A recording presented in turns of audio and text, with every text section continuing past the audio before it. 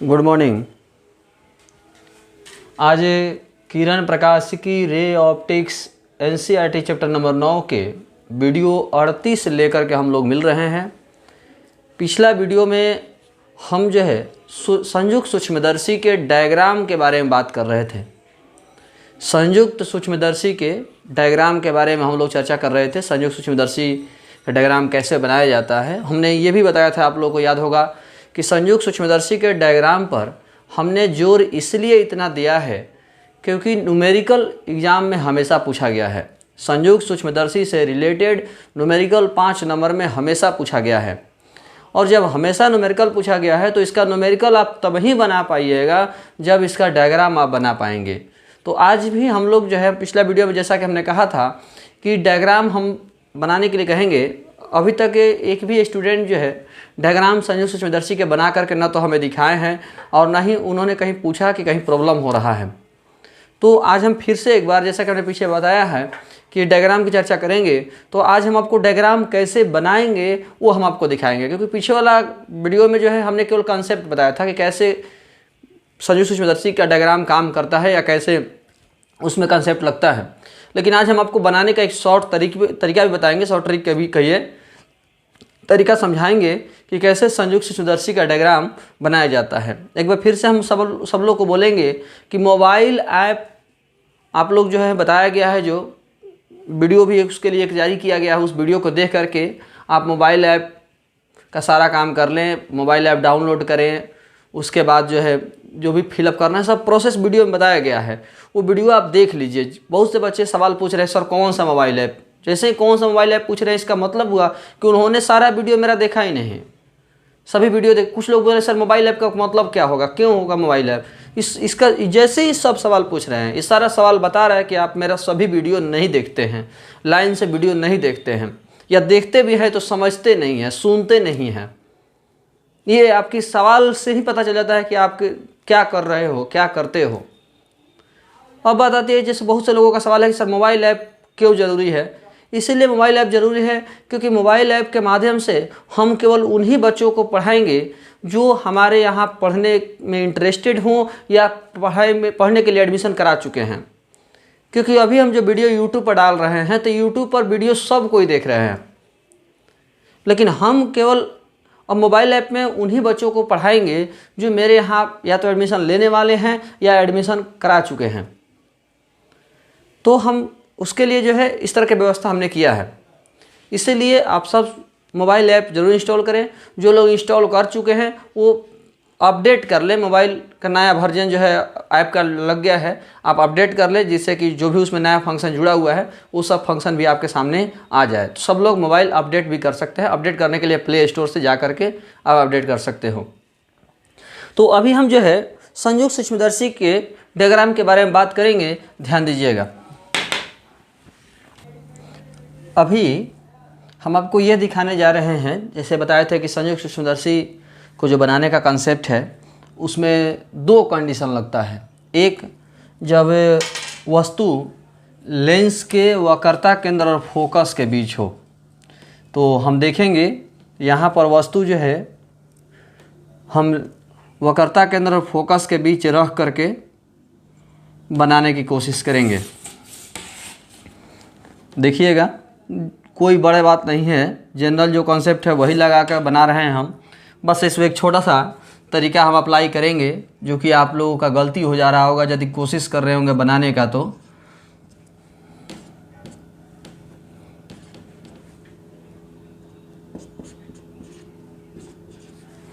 यहाँ पर वस्तु रखा हुआ है वक्रता केंद्र और फोकस के बीच। वस्तु जो रखा हुआ है वक्रता केंद्र और फोकस के बीच,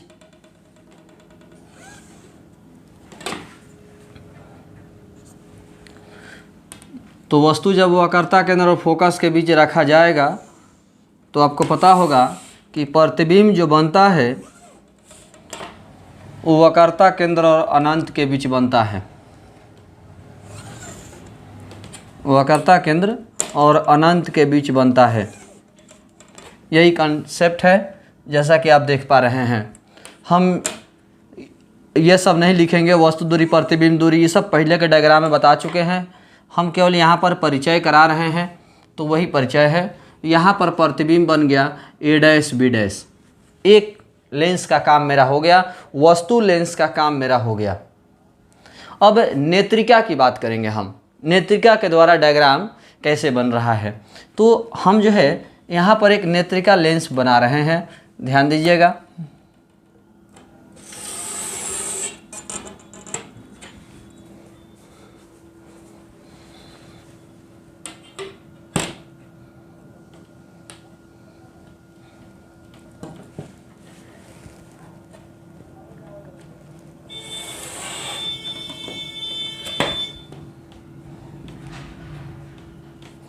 यहाँ पर हमने नेत्रिका लेंस बना दिया, यहाँ हमने नेत्रिका लेंस बनाया। अब यहीं पर जो हम बता रहे थे तरीका, जिससे कि बहुत से लोगों का गलती हो रहा था, उसमें क्या गलती हो रहा था, तो सभी स्टूडेंट एक ही बार दोनों लेंस बना देते हैं। वस्तु लेंस और नेत्रिका दोनों एक ही साथ बना देते हैं, एक ही बार दोनों लेंस बना करके और तब जो है डायग्राम तैयार करते हैं, जो कि गलती होने का मुख्य कारण यही है। आपको पहले वस्तु लेंस बना देना है, वस्तु लेंस का पूरा क्रिया कर देना है जैसा कि हमने किया है, और तब नेत्रिका का काम करना है। एक ही बार दोनों लेंस नहीं बनाना, ये ज़रूर नोटिस कीजिएगा। एक ही बार आपको दोनों लेंस नहीं बनाना, पहले वस्तु लेंस बना देना है, वस्तु लेंस का सारा क्रिया हमने कर दिया। इसके बाद हमने नेत्रिका बनाया, अब हम नेत्रिका की क्रिया करेंगे। तो नेत्रिका का हमने बना दिया। अब नेत्रिका की फोकस दूरी हम इतना लेंगे, पहले तो आप समझ लीजिए, थोड़ा सा समझने की कोशिश कीजिएगा आसान तरीक़ा से, कि सबसे पहले तो आप यहाँ से एक, आपको पता ही होगा कि एक किरण निकलेगा जो सीधा प्रकाशीय केंद्र से होकर गुजरेगा। तो प्रकाशीय केंद्र से होकर के हमने इसको गुजार दिया, ये सीधा निकल गया। यहाँ पर थोड़ा सा हम आपको एक एक्स्ट्रा तरीका की कोशिश करेंगे बताने की, आप शायद समझ पाएँ उसको। मुझे नेत्रिका का फोकस इतना लेना है जिससे कि ये जो ए डैश बी डैश है वो इसके फोकस के अंदर आ जाए। नेत्रिका का मुझे फोकस दूरी इतना लेना है जिससे कि ए डैश बी डैश इसके फोकस के अंदर आ जाए। तो हम क्या करेंगे, तो उसके लिए भी हम एक छोटा सा तरीका इस्तेमाल किए हैं, क्योंकि बहुत से स्टूडेंट के कॉपी के बाहर कट जाता है, कॉपी से नीचे कट जाता है, कॉपी के एक्स्ट्रा कट जाता है। तो उसी का एक समाधान हम आपको बताने की कोशिश कर रहे हैं। अब देखिए, अभी हमने फोकस नहीं दिया है, अभी तक हमने फोकस नहीं दिया। यहाँ से किरण निकला जो लेंस पर आया, और जो लेंस पर आया वो फोकस से होकर कहीं गुजरेगा। जो किरण लेंस पर आया वो फोकस से होकर कहीं गुजरेगा। तो अब हम फोकस से होकर कहाँ से गुजारेंगे, जबकि फोकस तो दिया ही नहीं है।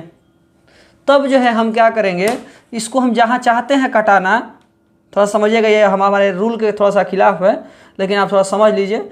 जहाँ हम चाहते हैं कटाना वहाँ से, क्योंकि मेरे इसलिए हम ऐसा ही तरीका बताते हैं क्योंकि बहुत से स्टूडेंट का कॉपी के बाहर कट जाता है। ऐसा बहुत से स्टूडेंट का हुआ होगा कि कॉपी के बाहर कट जाता है, इसीलिए हमने ये कॉपी के बाहर न कटे, उसी के समस्या का समाधान हमने किया है। और मेरे रूल पर भी काम करेगा, ऐसा नहीं कि मेरा रूल के खिलाफ है। रूल जो होता है उसी कंसेप्ट पर लागू होगा। आप देख सकते हैं, हमने किरण निकाला और ये फोकस से होकर के गुजर गया। ये नेत्रिका की फोकस हुआ। और हम ये आपको साबित करना चाहते हैं, आप देख सकते हैं माप करके, हमारे पास ये 33 सेंटीमीटर है, तो 33 आप इधर ले लीजिए और देखिए कि ये फोकस के इसके अंदर में ए डैश बी डैश आ गया कि नहीं आ गया। 33 हम ले रहे हैं तो यहाँ आ रहा है। अब ये नेत्रिका के फोकस के अंदर में ए डैश बी डैश आ गया। ए डैश बी डैश हमारा नेत्रिका के फोकस के अंदर में आ गया। यदि यही हम लॉटरी लगा करके पहले ही, मान लीजिए हम यहाँ से फोकस ले लेते तो यहाँ होता, तो कटाते तो शायद नीचे कट जाता, बोर्ड के नीचे कट जाता। इसीलिए हमने पहले कटा करके ही लेकर के आया और फोकस जहाँ पर आया हमने दे दिया। और यहाँ पर आप देख सकते हैं कि फोकस हुआ 33 सेंटीमीटर, तो 33 हमने उधर भी कर दिया और प्रतिबिंब ए डैश बी डैश जो इसके फोकस के अंदर में आ गया और जहाँ कटा वहीं पर प्रतिबिंब बना। यही हमारा कंसेप्ट है जिसकी हम बात कर रहे थे। ये हमारा A double dash B double dash हुआ, जो कि नेत्रिका के द्वारा बना प्रतिबिंब है। A डबल डैश नेत्रिका के द्वारा बना प्रतिबिंब है। यदि आप समझ गए होंगे, हम जो कॉन्सेप्ट बताने की कोशिश करेंगे फिर समझिएगा। ऐसे तो ये दो केस है, एक बार जब वस्तु वक्रता के अंदर फोकस के बीच हो और दूसरा फोकस के अंदर में हो, तो यही दो केस है। बनाने का तरीका क्या है, तो पहले वस्तु लेंस वाला क्रिया आप कर लीजिए पूरा, उसके बाद नेत्रिका का लेंस बनाइए और नेत्रिका वाला भी प्रकाशीय केंद्र से होकर गुजार दीजिए पहले किरण, उसके बाद जो हमने स्टेप बताया उसके बाद ये प्रकाशीय लेंस पर किरण आया। अब ये फोकस आपको पहले नहीं देना था, फोकस आपको पहले नहीं देना, फोकस आपको बाद में देना है। आप कहाँ पर कटाना चाह रहे हो उसके अनुसार कटा करके तब आप फोकस दीजिए। अब तुम श्योर 100% हम श्योर हैं कि इसका जो फोकस दूरी होगा वो उतना ही होगा जिससे कि प्रतिबिंब A डैश B डैश इसके फोकस के अंदर में आ जाए। और यही हमारा संयुक्त सूक्ष्मदर्शी का डायग्राम हुआ। अब आप सोच रहे होंगे कि सर यही डायग्राम 2 बार पढ़ा दिए, इसलिए क्योंकि इसके आगे जो हम पढ़ाएंगे वो सब डायग्राम रहेगा तो ही हम समझा पाएंगे, इसीलिए हमने ये पहले डायग्राम बनाया आपको, तो ध्यान दीजिएगा। अब हम इसके आगे जो भी ABCD था कि वस्तु दूरी प्रतिबिंब दूरी वो सब लिख लेते हैं और फिर हम आपसे मिलते हैं। अभी हम लोग जो है संयुक्त सूक्ष्मदर्शी का ही डायग्राम देख रहे हैं, जो पीछे था वही है, थोड़ा सा चेंजिंग कहीं कहीं हो सकता है, जैसे Fe लिखे हुए हैं, बीटा अल्फ़ा लिखे हुए हैं, VE बराबर D लिखे हैं, तो थोड़ा बहुत चेंजिंग हो सकता है आप लोगों को, बाकी सब वही है, कोई अंतर नहीं है। संयुक्त सूक्ष्मदर्शी एक ऐसा यंत्र है जिसकी मदद से अत्यंत सूक्ष्म वस्तुओं को देखा जाता है, अत्यंत सूक्ष्म वस्तुओं को देखा जाता है, संयुक्त सूक्ष्मदर्शी है। संयुक्त सूक्ष्मदर्शी में 2 उत्तल लेंस होते हैं, दोनों उत्तल लेंस को खोखली नली में समाक्षीय ढंग से व्यवस्थित किया रहता है, फिट किया रहता है, समायोजित किया रहता है। एक लेंस वस्तु के समीप होता है जबकि दूसरा लेंस नेत्र के समीप होता है। जो लेंस वस्तु के समीप होता है उसे वस्तु लेंस कहते हैं, जो लेंस नेत्र के समीप होता है उसे नेत्रिका कहते हैं। नली में पेंच लगा होता है, पेंच की मदद से दोनों लेंसों के बीच की दूरी कम की जा सकती है, खिसकाई जा सकती है, चेंज की जा सकती है, परिवर्तित की जा सकती है, ये जरूर नोटिस कीजिएगा आप लोग। अब हम बात करेंगे, इसमें एक ऑब्जेक्टिव है, थोड़ा सा पहले आप समझ लीजिए क्रिया कैसे काम करता है, वो लिखवा दे रहे हैं उसको, कि जिस वस्तु को देखना है वह वस्तु लेंस के फोकस के, जिस वस्तु को देखना है उसे वस्तु लेंस के फोकस के ठीक बाद रखा जाता है। जैसा कि पिछला वीडियो में बताए थे कि ठीक बाद तो है नहीं, हमने थोड़ा सा दूर रखा है, लेकिन ये ठीक बाद रखा जाता है। जितना पास में रखेंगे फोकस के, यहाँ रखेंगे उतना ही बड़ा दिखेगा, क्योंकि कोई भी सूक्ष्मदर्शी का पावर उसके प्रतिबिंब बनाने के साइज पर डिपेंड करता है। जितना बड़ा प्रतिबिंब बनाएगा इसका मतलब सूक्ष्मदर्शी उतना ही ज़्यादा पावरफुल है। तो हम इसके पास में रखेंगे, यदि फोकस के पास में वस्तु को रखेंगे तो और बड़ा बनाएगा, लेकिन हम उतना बड़ा बना देगा कि हमारा बोर्ड पर जो है उसका फिगर ही नहीं बन पाएगा। आप समझ नहीं रहे हैं कि ब्लड के अंदर के पार्टिकल को देखा देता है कि एकदम स्पष्ट कि हाँ कितना बड़ा, तो सोचिए कितना बड़ा प्रतिबिंब बनाता होगा। ब्लड के अंदर के पार्टिकल को भी, कण को भी, कीटाणुओं को, विषाणुओं को भी दिखा देता है, ये कितना पावरफुल होता है और कितना बड़ा प्रतिबिंब बनाता है। तो यदि हम इसके फोकस के अगल बगल में रखते हैं, यहाँ रखते हैं, तो यही इसका साइज इतना हो जाएगा, तो ये वाला साइज बहुत बड़ा हो जाएगा, जो नहीं बन पाएगा, हम नहीं दिखा पाएंगे, इसीलिए थोड़ा सा दूर ही रखे हैं। फिर से पॉइंट पर आते हैं, जिस वस्तु को देखना है उसे वस्तु लेंस के फोकस के ठीक बाद रखा जाता है, जिससे वस्तु लेंस की मदद से इसका प्रतिबिंब वास्तविक, उल्टा और आवर्धित बनता है। यहाँ पर एक ऑब्जेक्टिव हुआ, वस्तु लेंस द्वारा बना प्रतिबिंब, वस्तु लेंस द्वारा बना प्रतिबिंब। एक बार सब लोगों से फिर से हम कहेंगे, यदि कोई सीनियर स्टूडेंट हमारा ये वीडियो देख रहे होंगे, या मेरे सीनियर स्टूडेंट जो पढ़ने में ठीक हो, जिनका हैंड राइटिंग ठीक हो, यदि वैसे स्टूडेंट मेरा वीडियो देख रहे होंगे या वैसे स्टूडेंट को कोई स्टूडेंट जानते होंगे, तो आप उनको इन्फॉर्म कीजिए कि मुझे उनका नोटबुक चाहिए, यानी उनका जो कॉपी है, फेयर है, वो फेयर कॉपी मुझे चाहिए। यदि वो उपलब्ध करा सकें तो मुझे उपलब्ध करा दीजिए। हम उनका कॉपी एक फ़ोटो कॉपी करा करके 1 मंथ में या जितना जल्दी पॉसिबल हो हम उनका रिटर्न भी कर सकते हैं, ऐसा कोई बात नहीं है। मुझे उनका कॉपी कुछ दिन के लिए चाहिए, क्योंकि हमने कॉपी मंगाया था लेकिन वो कॉपी उतना अच्छा नहीं था, इसीलिए हमने वो कॉपी फिर से रिटर्न कर दिया। तो यदि ऐसे कोई स्टूडेंट जिनका हैंड राइटिंग अच्छा हो और उनकी कॉपी में अशुद्धि बहुत कम हो, सीनियर स्टूडेंट हो और वीडियो देख रहे हैं, तो थोड़ा सा इसमें मेरा मदद करें। या वैसे स्टूडेंट को कोई जानते हो मेरे जूनियर स्टूडेंट भी, तो जूनियर स्टूडेंट सीनियर स्टूडेंट को खबर करें, जिससे कि हमारा मदद हो सके और आप लोगों का काम हो सके। तो वस्तु लेंस द्वारा जो बना प्रतिबिंब है, इसको हम पहला प्रतिबिंब भी कहते हैं। ये ऑब्जेक्टिव है बहादुर, हम थोड़ा सा समझिएगा हम क्या लिख रहे हैं। हम वस्तु लेंस द्वारा बना प्रतिबिंब, या ये कहें कि पहला प्रतिबिंब वास्तविक उल्टा एवं आवर्धित होता है। वस्तु लेंस द्वारा बना प्रतिबिंब या पहला प्रतिबिंब संयुक्त सूक्ष्मदर्शी में वास्तविक उल्टा एवं आवर्धित होता है। इस ऑब्जेक्टिव को नोट में लिख लीजिएगा आप लोग, क्योंकि ये आपके कॉपी में मिलेगा नहीं, नोट में नहीं मिलेगा। तो वस्तु लेंस द्वारा बना प्रतिबिंब पहला प्रतिबिंब है, वास्तविक उल्टा एवं आवर्धित होता है। तो ये हमारा प्रतिबिंब बन गया। अब कहता है कि पेंच की मदद से दोनों लेंसों को समायोजित करते हैं। समायोजित माने पुनः एडजस्ट करना, समायोजित करते हैं और इस प्रकार समायोजित करते हैं कि वस्तु लेंस द्वारा बना प्रतिबिंब A', B' नेत्रिका के फोकस के अंदर आ जाए। नेत्रिका के फोकस के अंदर आ जाए। नेत्रिका के फोकस के अंदर आ जाएगा तो नेत्रिका द्वारा इसका प्रतिबिंब काल्पनिक, समझिएगा, नेत्रिका द्वारा बना प्रतिबिंब काल्पनिक वस्तु के अपेक्षा उल्टा एवं आवर्धित होता है।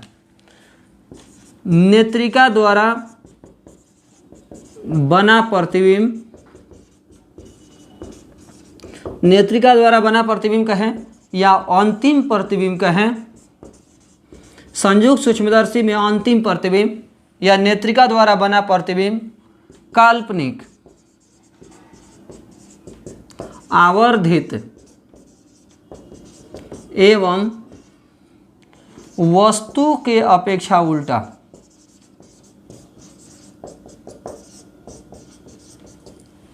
बनता है।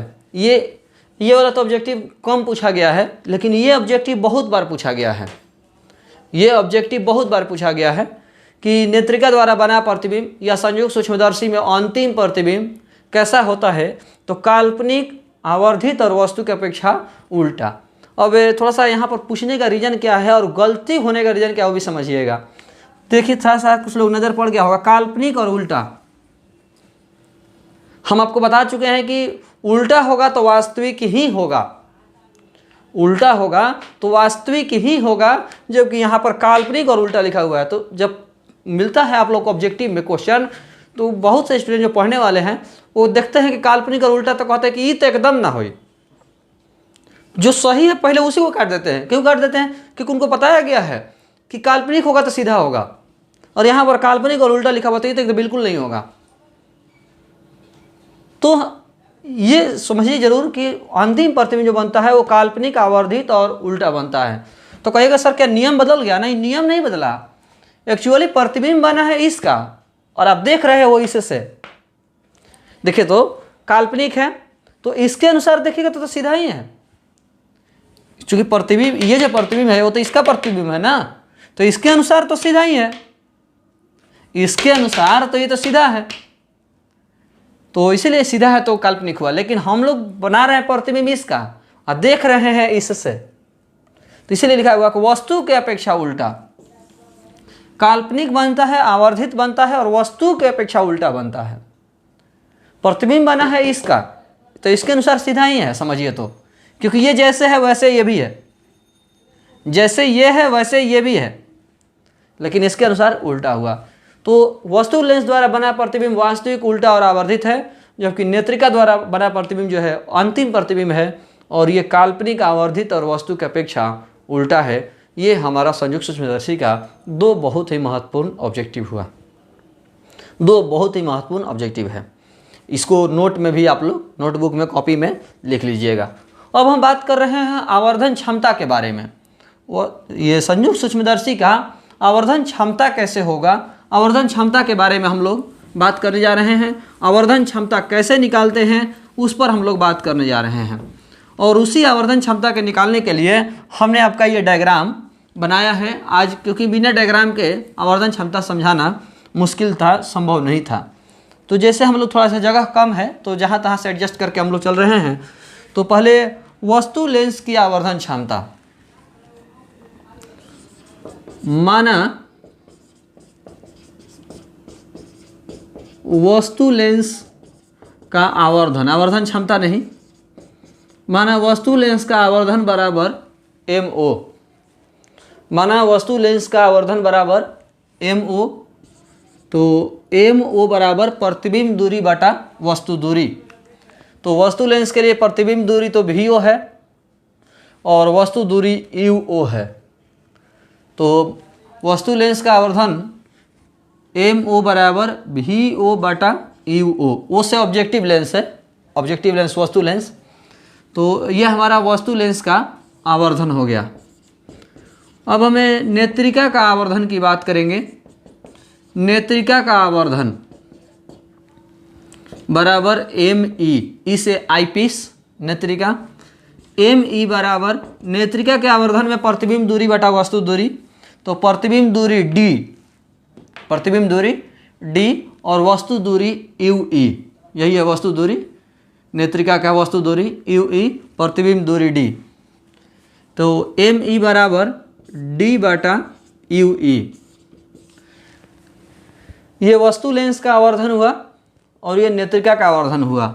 माना यंत्र का कुल आवर्धन क्षमता, यदि आप लोगों में से कुछ लोग समझ रहे होंगे तो पता होगा कि आवर्धन और आवर्धन क्षमता अलग अलग है, हम पढ़ा चुके हैं।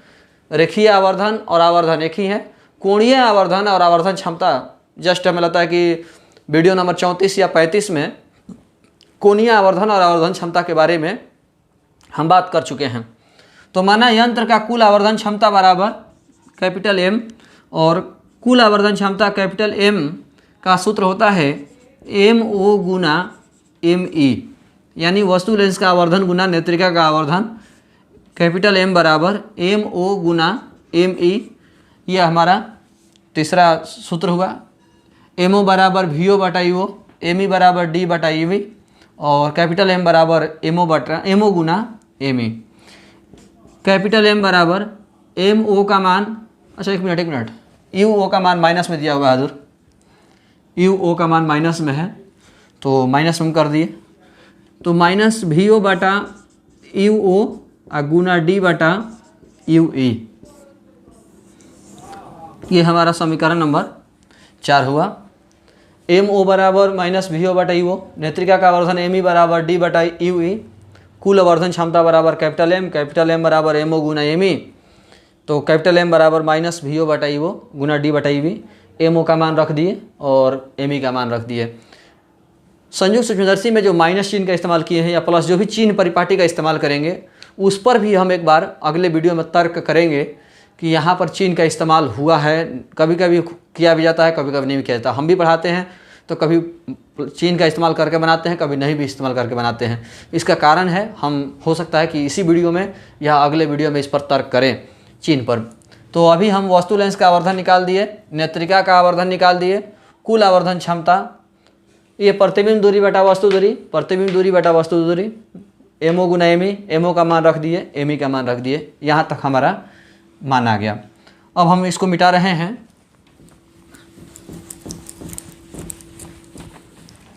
नेत्रिका के लिए अभी हम स्पेशली नेत्रिका के लिए बात कर रहे हैं। नेत्रिका के लिए ध्यान दीजिएगा, नेत्रिका के लिए वस्तु दूरी जो है, नेत्रिका के लिए वस्तु दूरी माइनस UE, लेफ्ट साइड है माइनस UE। अच्छा देखिए फिर से मिस्टेक हुआ है, मेन बता आदत से ME बराबर D बटा जो EV लिखे थे तो D भी लेफ्ट साइड है इसीलिए माइनस D लेफ्ट साइड है लेंस के नेत्रिका के लिए, और EV भी लेफ्ट साइड है इसीलिए माइनस माइनस कट गया तो D बटा EV प्लस में ही लिखा हुआ है। D लेफ्ट साइड था इस नेत्रिका के लेफ्ट साइड इसीलिए माइनस D, और UE भी लेफ्ट साइड है इसीलिए minus EV, minus minus cut गया है। नेत्रिका के लिए U बराबर माइनस EV, V बराबर माइनस डी और एफ बराबर एफ ई। यू का मान माइनस ई भी लेफ्ट साइड है तो भी का मान माइनस डी लेफ्ट साइड है और एफ का मान एफ ई उत्तर लेंस है तो प्लस में है राइट साइड होगा। सूत्र होता है 1/v minus 1/u equal to 1/f।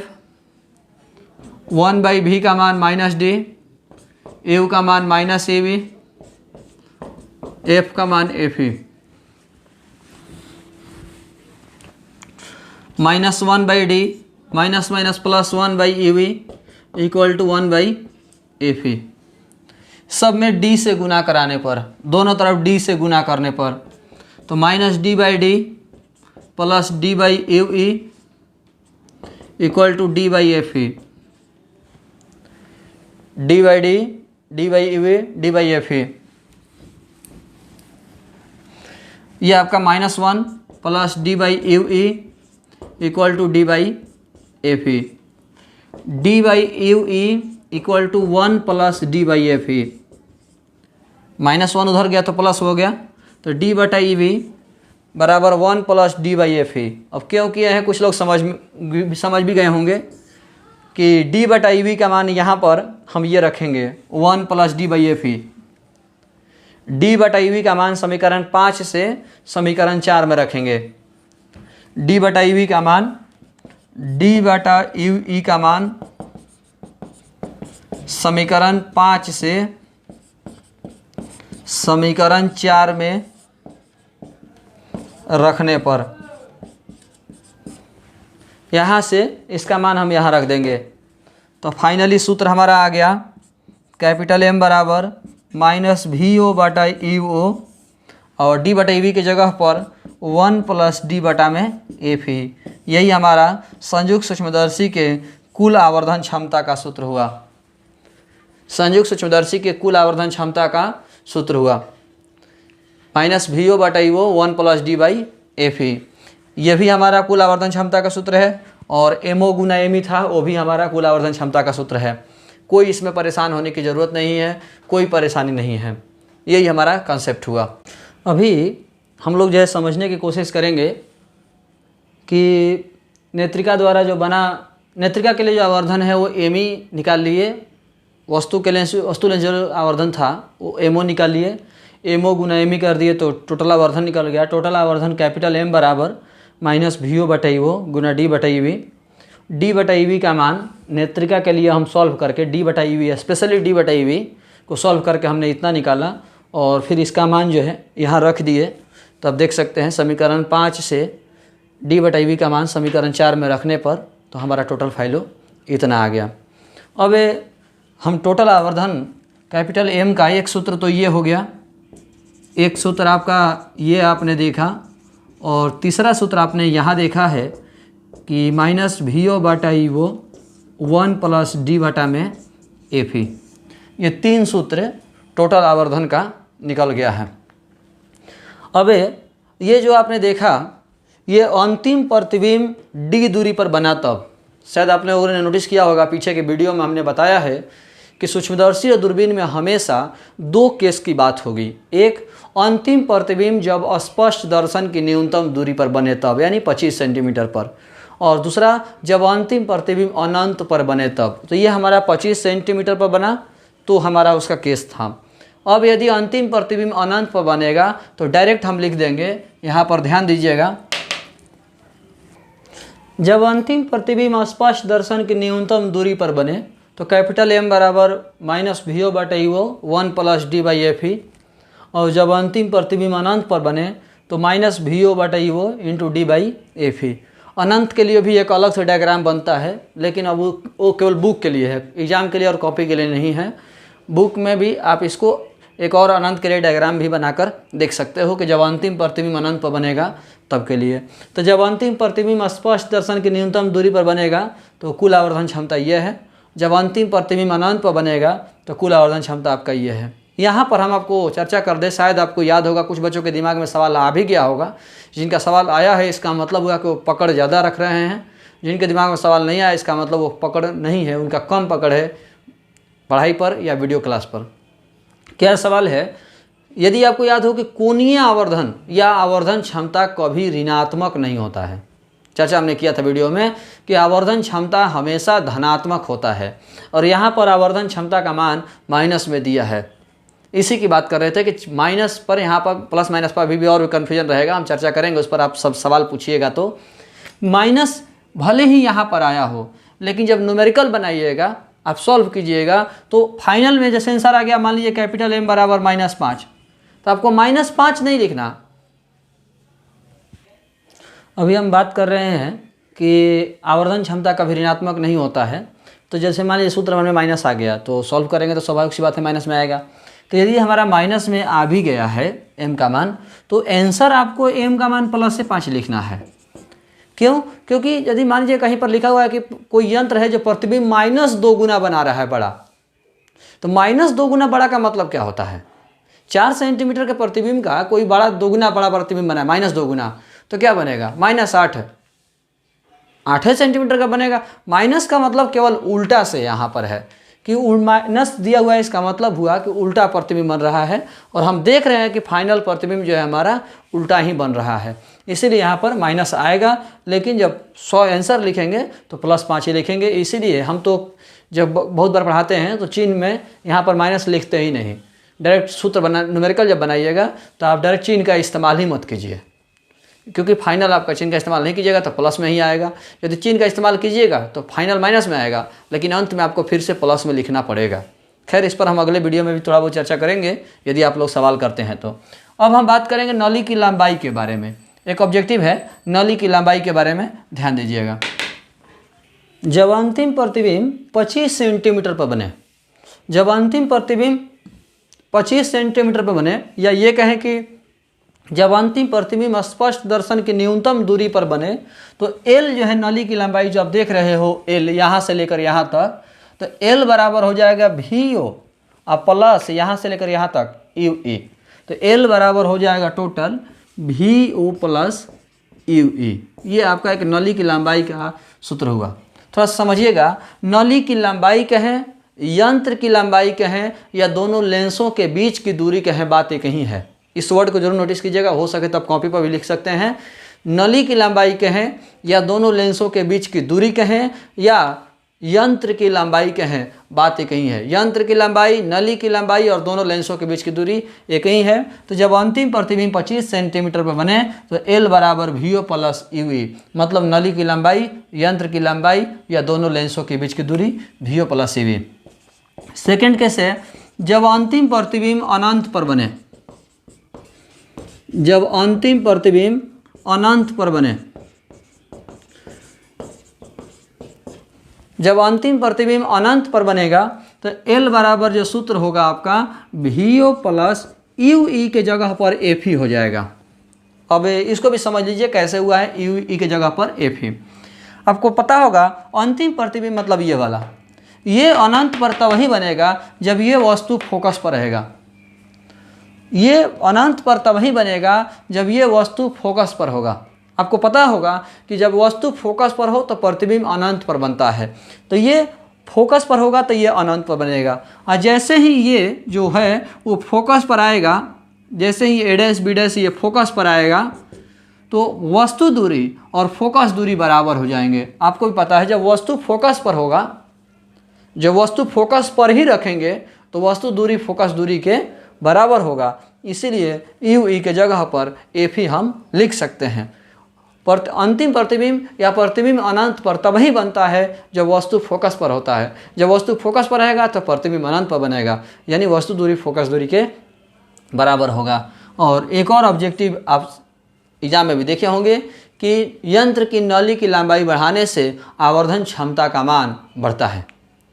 यंत्र की नली की लंबाई बढ़ाने से आवर्धन क्षमता का मान बढ़ता है, ये जरूर याद रखिएगा। संयुक्त सूक्ष्मदर्शी का बहुत ही महत्वपूर्ण ऑब्जेक्टिव है कि यंत्र की नली की लंबाई आवर्धन क्षमता के समानुपाती होती है। नली की लंबाई बढ़ेगी तो आवर्धन क्षमता का मान बढ़ेगा। इस प्रकार संयुक्त सूक्ष्मदर्शी टॉपिक हमारा कंप्लीट रूप से समाप्त हुआ।